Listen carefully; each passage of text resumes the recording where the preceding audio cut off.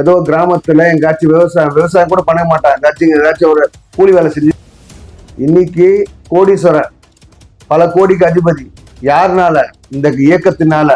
உன்னை நம்பி தர்ம யுத்தம் நடத்தின. ஆனா உனக்கு என்ன 3 முறை முதலமைச்சரா இருந்த தமிழகத்தின் வரலாறுல ஒரு முதலமைச்சர் போய் மாற்றுக் கட்சியில சேர்ற ஒரு இழுக்கான செயலை செய்தது ஓபிஎஸ். இது வரலாறு மன்னிக்காது. திமுகவுக்கு வைக்க போறானுங்க ஆஃபர். அன்னைக்கு தெரியும், இந்த ஸ்டாலின் அவர்களுக்கு அன்னைக்கு தெரியும். அரசியல் வாழ்க்கை எங்க போக வேண்டியதுதான், இங்க கேரளா ஓரமா போய் உட்காந்து படுத்துக்க வேண்டியதுதான். அந்த திமுக சேர்ந்தாரு, ஒரு வாரம் அந்த படம் ஓடும்.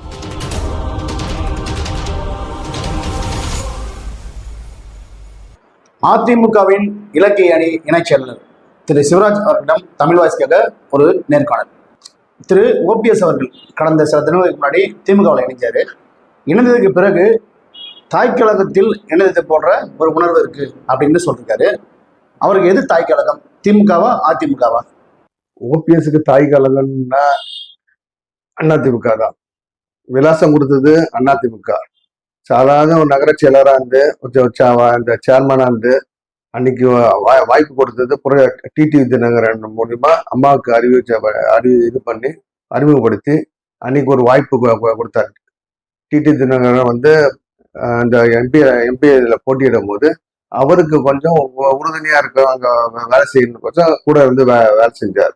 அப்படிதான் இந்த கழகத்துல இணைஞ்சார். அது ஓபிஎஸோட இது. திமுகவுக்கு இவருக்கு என்ன சம்பந்தம்? இவர் புரட்சி தலைவரே பார்த்தாரான்றது சந்தேகம். அதிமுக நிறைய தொண்டர்கள் எந்த விதமான பதவி சுகத்தி அனுபவிக்காம அடிமட்ட தொண்டராக இருக்காங்க. அவங்களோட எண்ணம்லாம் என்னன்னா, எம்ஜிஆர் ஆரம்பிச்ச கட்சி, அம்மா அவர்கள் வளர்த்த கட்சி, அதை விட்டு போகக்கூடாதுன்ற ஒரு எண்ணத்தில் இருக்காங்க. ஆனால் நிறைய ஒரு உச்சகட்ட பதவி, முதலமைச்சர் ஒரு உச்சகட்ட பதவி, அதை அனுபவிச்ச ஒருத்தர் இந்த மாதிரி திமுக போய் சேர்ந்ததை அதிமுக தொண்டர்கள் ஏற்றுப்பாங்களா? உண்மையான தொண்டர்னா ஓபிஎஸ்க்கு ஓபிஎஸ் என்றது யாருக்கு எப்படி தெரியும்? அதிமுக இந்த விலாசம் கொடுத்தது அம்மா கொடுத்தனாலதான் அந்த ஓபிஎஸ். இல்லைன்னா ரோசி டீ கடை நடத்திருந்தவர். ஏதோ கிராமத்துல எங்காச்சும் விவசாயம் கூட பண்ண மாட்டான், ஏதாச்சும் ஒரு கூலி வேலை செஞ்சு இன்னைக்கு கோடீஸ்வரர், பல கோடிக்கு அதிபதி. யாருனால? இந்த இயக்கத்தினால. உன்னை நம்பி தர்ம யுத்தம் நடத்தின எத்தனை தொண்டர்கள் வந்தாங்க. அந்த தொண்டர்களையும் நடுத்தூர்ல விட்டுட்ட. திருப்பியும் இன்னொரு தர்மயுத்தம், 2 தர்மயுத்தம் பார்ட் 2 நடத்தின. போயிட்டு இன்னைக்கு கூட வந்தவன் எல்லாத்தையும் திமுகவுக்கு முன்ன அமைச்சிட்டு, நீ முன்னாலே போனா நான் பின்னாலே வரேன்னு சொல்லிட்டு நீயும் போய் சேர்ந்துட்டாங்க.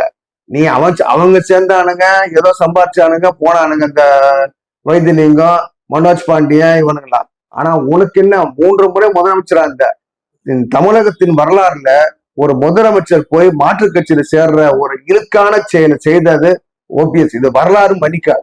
திமுகவில் இணைந்த பிறகு திரு ஓபிஎஸ் அவர்கள் சொல்லும்போது தர்ம யுத்தம் முடிஞ்சுது அப்படின்னு சொல்லிருக்காரு. தர்ம யுத்தம் அவ்வளவுதானா? ஏன் ஆரம்பி போய் கருணாநிதி சமாதியில போய் உட்காந்து அங்க ஒரு தர்ம யுத்த ஆரம்பி, ஸ்டாலின் நான் ஏத்துக்க மாட்டேன், கனிமொழி தான் ஏத்துக்குவேன். இது நடக்குதா இல்லையா பாருங்க. இவன் அண்ட வீட்டுக்கு 2ஆம் பண்றவங்க. இன்னைக்கு கிடையாது ஸ்டாலினுக்கு. இவன் வெப்பம் ஆப்பு. ஓபிஎஸ் நான் இந்த இயக்கத்துல சேர்த்தது அதிமுக எப்படி இது பண்ணானோ அதே மாதிரி திராவிட முன்னேற்ற கழகத்துக்கு ஒரு காலகட்டத்துல திமுகவுக்கு வைக்க போறானுங்க ஆப்பு. அன்னைக்கு தெரியும், இந்த ஸ்டாலின் அவர்களுக்கு அன்னைக்கு தெரியும், ஏன்டா இவனுங்கெல்லாம் சேர்த்தோம், ஏன்டா இந்த இயக்கத்தை இது பண்ணோம். உண்மையான திமுக நிர்வாகிகள் எல்லாம் ரொம்ப மன உளைச்சல் இருக்காங்க. எவன் வந்தவனெல்லாம் பஸ்ல ஏத்துற மாதிரி ஏத்தின்னு இருக்கிறாங்க. அங்க சேர்க்கறதெல்லாம் ஒரு உண்மையான திருட்டு கொள்ளச்சவன் இது பண்ணவன இவங்களெல்லாம் குற்றவாளி, ஊழல் குற்றவாளி சொன்னதே ஸ்டாலின். ஆனா இவங்க கட்சிக்கு சேர்க்கும் போது இவங்கெல்லாம் இதாடுறாங்க, உண்மை இதாடுறாங்க. அப்புறம் என்ன ஒரு இது இருக்கு? சரி, உன் இயக்கத்துல ஆட்களே கிடையாதா? திராவிட முன்னேற்ற கழகத்துல கருணாநிதி அவர்கள் இருந்த காலத்துல இருந்து எத்தனையோ பேர் பணியாற்றிட்டு வராங்க. அவங்களுக்கெல்லாம் ஒரு வாய்ப்பு கொடுக்காம நேத்து வந்தவன் இன்னைக்கு வந்தவன் எல்லாம் கட்சியில சேர்த்துக்கிட்டு, இது திராவிட முன்னேற்ற கழகமா இல்ல அண்ணா திராவிட முன்னேற்ற கழகம் பார்ட் 2வா? ஓபிஎஸ் அவரோட தீவிர ஆதரவாளர் இருந்த திரு குளத்தூர் கிருஷ்ணமூர்த்தி அவர்கள் ஒரு பேட்டி சொல்லும்போது, திமுக கரை வெட்டி கட்டுறதுக்குலாம் எனக்கு விருப்பமே இல்லை, அதனால நான் மீண்டும் அதிமுக இணைஞ்சிட்டேன் அப்படின்னு சொல்லியிருக்காரு. அது மட்டும் இல்லாமல் நிறைய மாவட்ட செயலர்கள் 47 மாவட்ட செயலர்கள் அவர் கூட பேசியிருக்காங்க, ஓபிஎஸ் ஆதரவாளர்கள். அவங்களெல்லாம் அதிமுக இணைக்க போறேன் அப்படின்னு சொல்லியிருக்காரு. ஓபிஎஸ் கூட எந்த மாவட்ட செயலரும் போல. உதாரணத்துக்கு குளத்தூர் கிருஷ்ணமூர்த்தி ஓபிஎஸ் ஓட தீவிர ஆதரவாளராக இருந்தார். அவரு பல விமர்சனங்கள் நம்ம இயக்கத்தின் மீது வைத்திருக்கிறார் ஓபிஎஸ் கூட இருக்கும்போது. அப்பேற்பட்டவரே திராவிட முன்னேற்ற கழகத்துக்கு ஓபிஎஸ் போறான்னு தெரிஞ்ச உடனே தான் அந்த கருப்பு சோப்பு வச்சு நான் கட்ட முடியாது என்ற அந்த ஒரு குறிக்கோள் இது அம்மாவுடைய விசுவாசின்ற ஒரே இதனால பல பேர், உதாரணத்துக்கு வெள்ளமணி நடராஜன் அவரும் அதை விட்டு இது பண்ணல. எல்லாருமே நிறைய பேர் முன்னால மாவட்ட செயலாளர்கள் எல்லாருமே யாரும் திராவிட முன்னேற்ற கழகத்துக்கு இது பண்ணல. அவங்க வந்து அண்ணா திராவிட முன்னேற்றம் புரட்சி தலைவர் அம்மா, அதுக்கு அடுத்தது எடப்பாடியார், இவங்களை பார்த்து வந்த இயக்கம் அதிமுக வந்து திராவிட முன்னேற்ற கழகம் தீய சக்தின்ற நோக்கத்துலதான் எங்களை போன்ற தொண்டர்களை புரட்சி தலைவர் அம்மா அவர்கள் எல்லாமே எங்களை அது மாதிரிதான் எங்களை வளர்த்துருக்காங்க.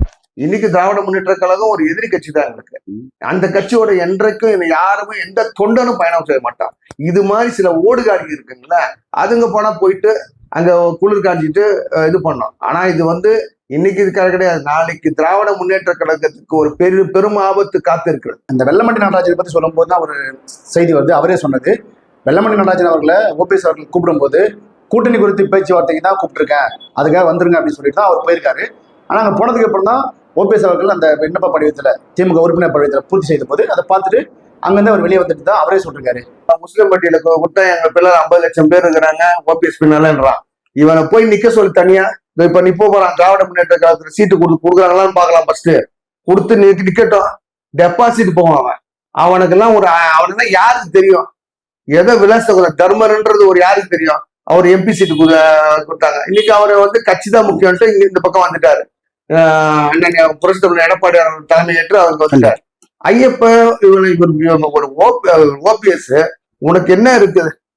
நீ உன் பிள்ளைக்கு ஏதோ ஒரு சீட்டு திராவிட முன்னேற்ற கழகத்துல ஏதோ ஒரு பதவி வாங்கணும், அவனுக்கு உங்க கங்காரு குட்டியை குத்தின்னு அலையுமே, அது மாதிரி அந்த குட்டியை தூக்கின்னு ஒவ்வொரு அமைச்சர் வீட்டுக்கும் போறான். ஏன் இப்படி ஏன் பேசுறோம்னா, இந்த இயக்கத்துல இந்த ஆளெல்லாம் தலைவனா ஏத்துக்கிட்டு நாங்க பயணம் போனோமேன்றது வெட்கப்படணும். இது போறோம், இவருக்கு மானம் கெட்டவன் ஒரு கங்காரு குட்டியை தூக்கின்னு போற மாதிரி டிஆர் பாலு வீட்டுக்கு போறான், கனிமொழி வீட்டுக்கு போறான், கேனூர் வீட்டுக்கு போறான். இந்த தொண்டை வந்து அதிமுக வளர்த்த சொன்னாங்க. இந்த இயக்கத்துல எத்தனையோ தொண்டங்க எந்தவித அனுபவம் அனுபவமும் இல்லாம ஒரு இது இல்லாம ஒரு கட்சி இயக்கத்தினால எந்த ஒரு பேரும் இல்லாம கூட அந்த இயக்கம் நல்லா இருக்கணும்ன்ற கொசரம் இருக்கிறான், உணர்வோட இருக்கிறாங்க. அப்படிப்பட்ட இயக்கத்துல இவனை போற ஆளெல்லாம் நாங்கெல்லாம் ஒருங்கிணைப்பாளர் அமைச்சர்னு ஏத்துக்கிட்டு பயணம் போறது எங்களுக்கு ஒரு கேவலமா இருக்கு. திரு ரவீந்திரநாத் அவர்கள் சொல்லும்போது, தேனி இது வரைக்கும் அதிமுகவோட கோட்டையா இருந்துச்சு, இதுக்கப்புறம் அதிமுகவோட ஓட்டை தான் அப்படின்னு சொல்லிருக்காரு. தேனியை உங்களால தக்க வைக்க முடியுமா? இதே ரவீந்திரநாத் எம்பி எலெக்ஷன் நிற்கும் போது சட்டமன்ற சட்டமன்றத்துக்கும் இடைத்தேர்தல் நடக்குது, பார்லிமெண்ட்டுக்கும் நடக்குது. ஆனா அவரு நிக்க பார்லிமெண்ட் தொகுதியில வரக்கூடிய ஆண்டிப்பட்டி தொகுதி, போடிநாயக்கர் தொகுதியில வந்து அதிகபட்சமா ஓட்டுகள் வாங்கி அவர் ஜெயிக்கிறார். ஆனா அதே சட்டமன்ற தொகுதியில நம்ம தோல்வி பெறணும். அப்போ உன்னுடைய இது நோக்கம் என்ன? உன் புள்ள வெற்றி அடையணும், அங்க வேற சட்டமன்றத்துல தோக்கணும். மாண்பு புரட்சி தலைவர் எடப்பாடியார் அவர்கள் மீண்டும் ஆட்சி வரக்கூடாதுன்ற அந்த கெட்ட நோக்கத்தோட தான் இவ்வளவு ஆண்டு காலம் இவர் எடப்பாடியாருக்கு பல வகையில தொந்தரவுகளை கொடுத்தாரு. இந்த சனியை இங்கிருந்து விட்டு போனதை பெரிய அண்ணா திராவிட முன்னேற்ற கழகத்தில் உள்ள தொண்டர்களும் எல்லாருமே ஒரு சந்தோஷப்படும். திரு டிடிவி தினகரன் கூட ஓபிஎஸ் அவர்ல கடுமையா டிடிவி தினகரன் பல விமர்சனங்கள் நம்ம இயக்கத்தின் மீதோ நம்ம பொதுச் செயலர் மீதோ பல இயக்கங்கள் பல விமர்சனங்கள் கடுமையான விமர்சனங்கள்லாம் வச்சாரு. ஆனாலும் வந்து அவரு தடம் போறல, ஒரு திராவிட முன்னேற்ற கழகத்துக்கு போறதோ அது பண்றல.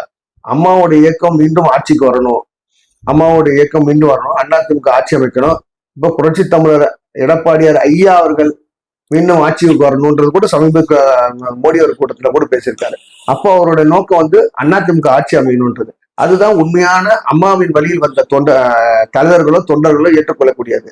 இவர் வந்து அம்மா வழியில வந்தாரான்றது எங்களுக்கு சந்தேகம். ஏன்னா இவ்வளவு பெரிய இயக்கம் சார், நீங்க வந்து பல பேர் அமைச்சராக இருக்கலாம், பல பேர் கட்சி விட்டு போகலாம். ஆனா நீ ஒரு 3 முறை முதலமைச்சராக இருக்க, உனக்கு வயசாயிடுச்சு, இதுக்கு மேல நீ என்ன பதவி கேட்டு அங்க போய் திராவிட முன்னேற்றத்துக்கு போகணும். உன் பொண்டாட்டி உயிரோட இருந்தா கூட உன்னை மதிச்சிருக்க மாட்டாங்க.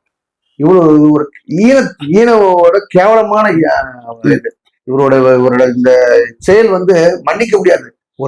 இது யூடியூபர்ஸுங்க சோசியல் மீடியால கழிவு ஊத்துறாங்க. எப்படி இவன் வந்து மனுஷனா நடமாடி இருக்கிறாருன்றது தெரியல. ஆனா அந்த அளவுக்கு சூடு சொன்ன இல்ல சார். அது என்ன அவரு அவர் இங்க இருக்கும் போது பிஜேபி அங்க கூப்பிட்டா, டெல்லி கூப்பிட்டானா ஓடி போடுவார், அங்க போய் நமஸ்காரம் போடுவார். இங்க இவருக்கு யாரு கூப்பிட்டாலும் போய் நமஸ்காரம் போட்டு பண்ற ஒழிய ஒரு தகுதி இல்லாதவருக்கு ஒரு தகுதியான பதவியை கொடுத்து அம்மா இழுக்கப்பட்டாங்களான்றது எனக்கு எங்களுடைய இல்ல. கடந்த சில மாதங்களாகவே ஓபிஎஸ் திமுக ஆதரவு நிலைப்பாடு எடுத்துட்டாரா? ஏன்னா தொடர்ச்சியா சில மாதங்களா அவர் திமுக உயர்த்தி பேசுறதும் முதலமைச்சரை உயர்வா பேசுறதும் அந்த மாதிரி தானே அவர் தொடர்ச்சியா சொல்லிட்டு வர்றாரு.